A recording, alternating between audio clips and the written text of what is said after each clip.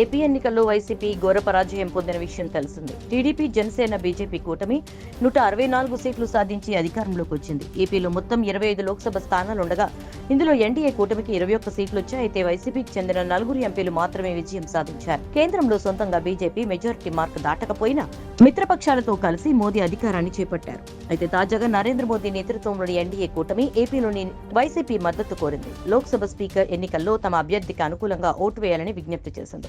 ఈ రోజు ఉదయం 11 గంటలకు లోక్సభ స్పీకర్ ఎన్నిక జరగనుంది. లోక్సభలో ఎన్డీఏ కూటమికి 293 మంది సభ్యుల బలం ఉండగా విపక్ష ఇండియా కూటమికి 234 మంది ఎంపీలు ఉన్నారు. ఈ క్రమంలో ఎన్డీఏ ఇండియా కూటమిలో లేని వైసీపీ మద్దతు కోసం బీజేపీ ప్రయత్నాలు చేస్తోంది. వైసీపీకి లోక్సభలో 4 ఎంపీలు మాత్రమే ఉన్నా వారిని కూడా తమ అభ్యర్థి ఓం బిర్లాకే ఓటు వేసేలా బీజేపీ హైకమాండ్ చర్యలు తీసుకుంటోంది. ఈ విషయంగా వైఎస్ జగన్ ని బీజేపీ సంప్రదించింది. లోక్సభ స్పీకర్ ఎన్నికల్లో తమ పార్టీ అభ్యర్థికి ఓటు వేయాలని కోరింది. దీనికి వైఎస్ జగన్ సానుకూలంగానే స్పందించినట్లు తెలుస్తోంది.